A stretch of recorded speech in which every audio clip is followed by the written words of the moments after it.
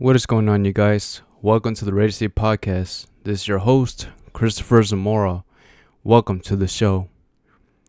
So today, I want to speak to you about the movie called Silence of the Lambs. I finally saw this movie. Yep, I finally saw it. The first time I tried to watch it, it was like very late at night, and it's a movie that you need to pay attention. This is not how you say like a Chucky movie or something like that. It's a movie that you need to pay attention, and you have to keep track of what the characters are saying. So this movie is about a rookie. She's a trainee for the FBI. She's still studying to become a FBI agent. Her name is Cris. She was assigned on a case to find this murder guy. His name is Buffalo Bill. That's what they call him. He's a person that is actually killing women, and he's skinning them and wearing their skin. It's just crazy, man. You are able to see that he was wearing the skin on that movie from the ladies. But anyways, the thing is, she had to work side by side with this doctor. And this doctor, his name is Dr. Hannibal Lecter. This guy is a very intelligent man. He's almost like Norman Bates in a way, and also Jigsaw in a way as well. He just uses his words against you. He's not really like a very violent person. Well, it seems like that at first. If you've seen the clip when Clarice first meets the doctor, you also get to see prisoners beforehand, like before she actually met Dr. Hannibal Lecter. The first prisoner, he was very calm, but he was still looking very creepy. Then the second one, he got even more crazier. Like he wanted to do something very bad to Clarice. And then once she got to Hannibal Lecter, he was very calmed. And he was just looking at her, just waiting for her.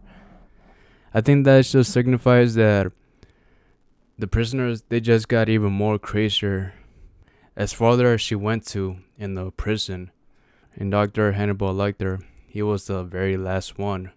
On that room, he ate like all his patients. He ate the people that supposedly he killed. He didn't leave no evidence. And the thing is, Clarice had to work with this guy, and he's very creepy, man. He's just an insane person. He looked like a very calm person, but no. Deep inside, he's a monster. He will eat you alive. That's the thing. And so she had to work with him to try to find Buffalo Bill. But the thing is, she also had to tell him like personal things, because that was like his agreement with her. They were supposed to find Buffalo Bill, but in exchange, she had to tell him things about her personal life. And that's when Dr. Hannibal Lecter, he tried to use these things against her to try to make her scared. And it somewhat did work, because she was kind of getting impatient with him. Like once they were out of the prison, like they transferred him to a different facility. She went to go visit him to speak about where the girl could be hiding and where Buffalo Bill's next victim was. And the thing is, Dr. Hannibal Lecter, man, he just does this thing. He's a very intelligent man and just tries to make things even worse, I guess, for Clarice. When she mentioned the thing about the lamps, he somewhat used that against her.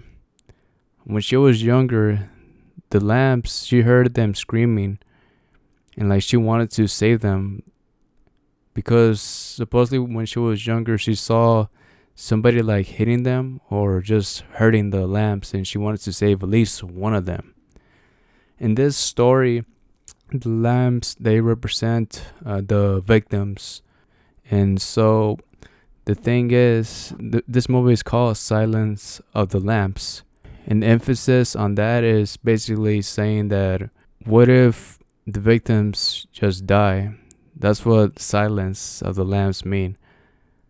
If you don't hear anything anymore, they're dead already. So I'm guessing the screaming part is that they need help. That's like I'm guessing the symbolism for that. And the good thing is that she was able to find Buffalo Bill. Now this other guy, he was somewhat insane, kind of the same way like Hannibal Lecter, but he was like more emotional. He wasn't like more thoughtful like Lecter. He skins people and skins women. He skins them and just wears their skin. It's just crazy. You also get to see one scene that he was wearing the skin of a lady. Yeah, crazy movie. Crazy movie. But I had to say that this movie, it's not bad. I do give this movie probably I have to give it a 7 out of 10. A solid 7 out of 10.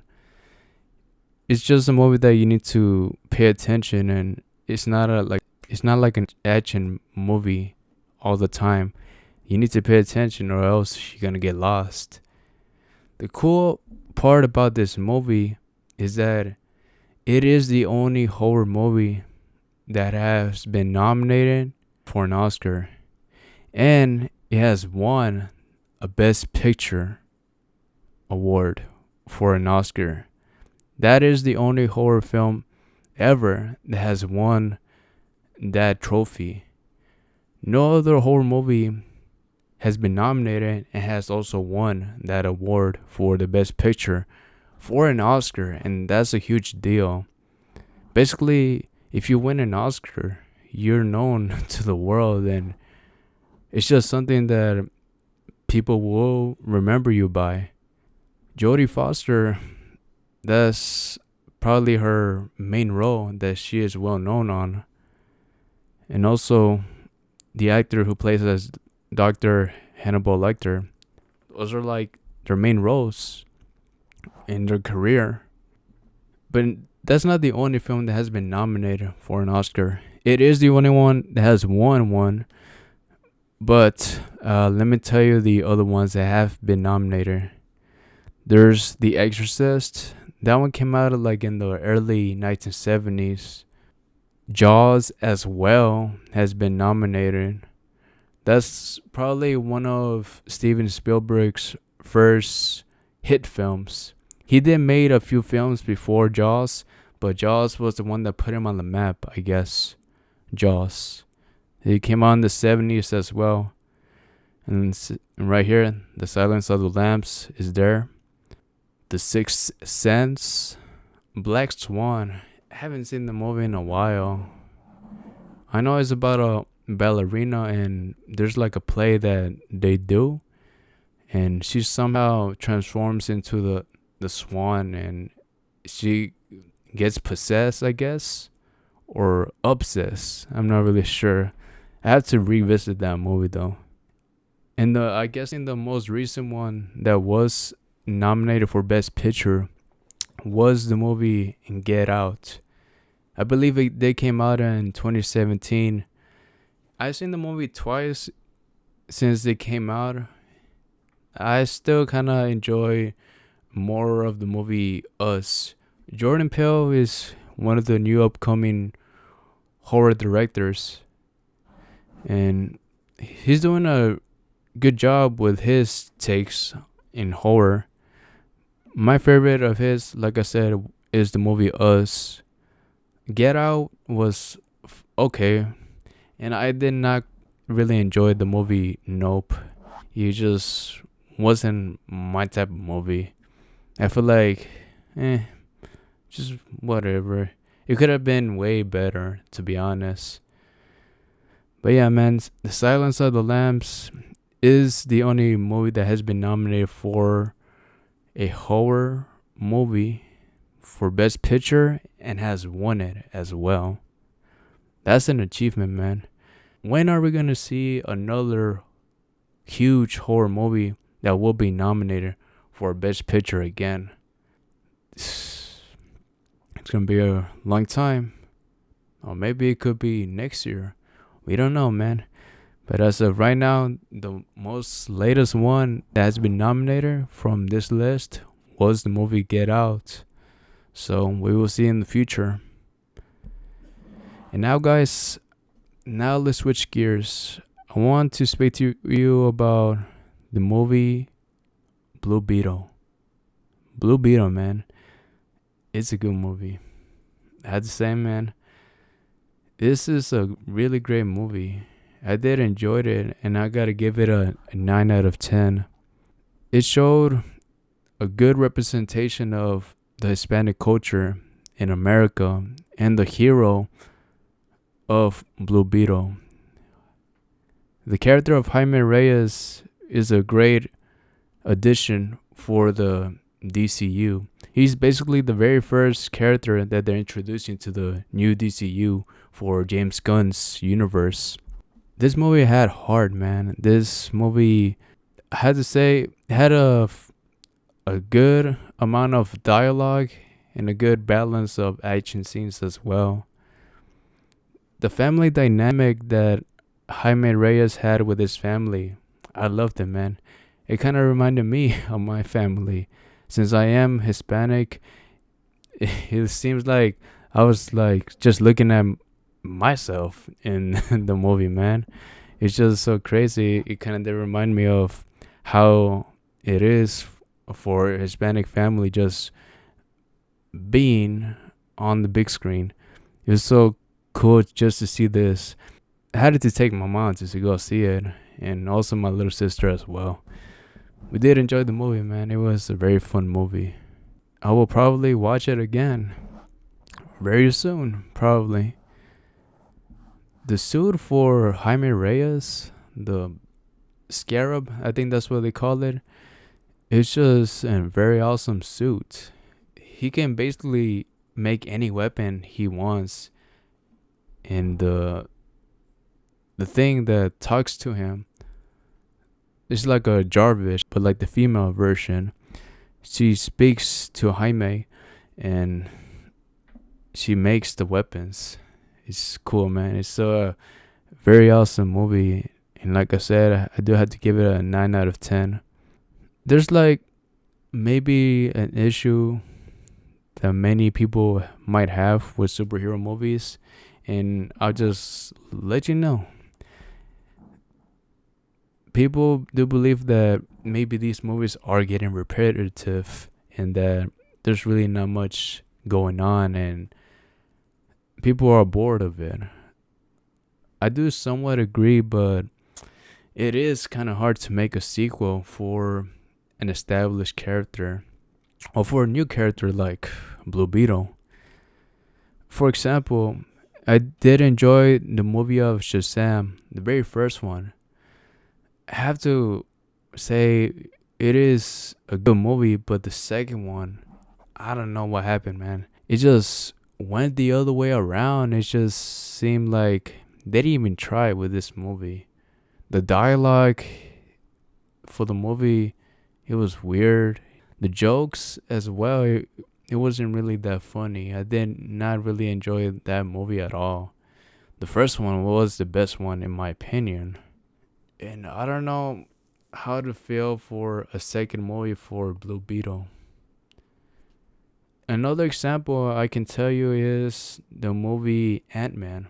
The first movie of Ant-Man was actually pretty good as well. But the second one, Ant-Man and the Wasp, it was very forgettable. I didn't even remember what happened on that movie. And the Quantumania one, it was just a movie that was just setting up for a new major character. and there really wasn't much story to tell for Ant-Man. And that's what makes things worse for superhero movies. If they try to make sequels for a character, it needs to do something with that character. You cannot just lead audiences to do like something bigger. Like first, you gotta focus on the main character, make their story good, tell a very good story for the character. But then you have the ending credits. That's when you can actually explore what you want for the next film. And that was the issue with Quantumania. Hopefully, that doesn't really happen for the next Blue Beetle movie. I do believe that they are gonna make a second one, but I do not know how they're gonna do it. I loved the first movie. I don't know how the sequel is gonna do, man. And hopefully, man, it gets the revenue it deserves, because the film that came out before Blue Beetle was The Flash, and you guys already know, or maybe might have heard about the main actor Ezra Miller. I'm not really gonna go in depth with this situation, but you guys can search it up. It's not very good for him. See, look, I'm gonna show you. I saved this tweet. I was about to say Twitter. They call it X now. It's not Twitter anymore. See, look, this tweet right here. It says, "The Flash ends its theatrical run with 268 million worldwide, and the budget for the movie, it was $220 million. It really didn't do so well. There really isn't enough money to make another movie for The Flash because of what Ezra Miller did. Ezra Miller he just really messed up the movie for everybody that was into the character. And I have to say, the movie was actually pretty good. I did enjoy it, but I can't agree with the people that they go against what he said and did. Yeah, like, I do agree that he should not have never done those things, and that's what dropped the hype for the movie. Yeah, man, it's just insane how a person can just mess up a huge movie for everybody for the things that he did behind the scenes. And that's what happened with The Flash. You can't do anything about that. Just hopefully the guy, he just learns better. He just gets help. And the last thing I want to talk to you guys is about an upcoming UFC fight. It is going to come out tonight on Saturday. I usually do record my podcast on Saturdays, but by the time you're listening to this podcast, you will already know who won the fight. It's the fight between Aljamain Sterling versus Sean O'Malley. I do believe that Aljamain Sterling is going to take the win. He just seems like he's just more focused. When he fought Henry Cejudo, I really thought that Henry Cejudo was going to win, because this guy is very active and like he just goes forward always. But Aljamain Sterling, he put him on his place. He actually did stuff to him, and Henry Cejudo did not know what to do with him. So that is why I do believe that Aljamain Sterling is going to win against Sean O'Malley. I actually did see Sean O'Malley the first time when he fought this guy named Chris Moutinho. He's like a guy who had like green hair. Sean O'Malley seems like he did have a chance. Like, he seems like he could be a superstar. But I do believe that Aljamain Sterling, he's just too good, man. He's going to retain. I do believe. I'm guessing he's going to win by decision. I'll be surprised if it goes to split decision. But I do believe that Aljamain Sterling is going to take the win. It's probably going to be a huge upset, because Sean O'Malley, He's one of the hype trains for the UFC right now. And we will see, man. Maybe I could be wrong, but to be honest, yeah, Aljamain Sterling is going to take the win. We will see. And yeah, guys, that is it for this podcast. Hey, thank you so much for listening. If you did enjoy this podcast, guys, make sure to follow it on wherever it is you're listening to it. If you're listening to it on YouTube, Spotify, Pandora, iTunes, make sure to follow it. And also recommend it to a friend or neighbor that actually likes listening to horror stuff, combat sports, or anything pop culture related. Maybe they will enjoy this podcast as much as you do listening to it. And that is it, guys. Again, thank you so much for listening. As always, thank you and take care. Bye.